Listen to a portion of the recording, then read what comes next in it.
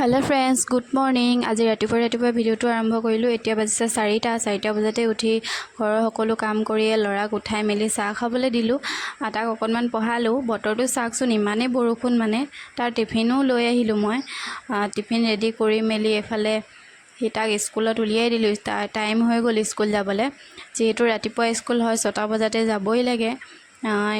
সৰু ল'ৰা ছোৱালীবিলাকৰ বহুত বেছিয়ে কষ্ট হৈছে। ইমান ৰাতিপুৱাই উঠিব লাগে আৰু ৰাতিপুৱাই যাব লাগে, একো খাবও নোৱাৰে। তেতিয়া তাক মই জোতাযোৰ পিন্ধাই দিওঁ।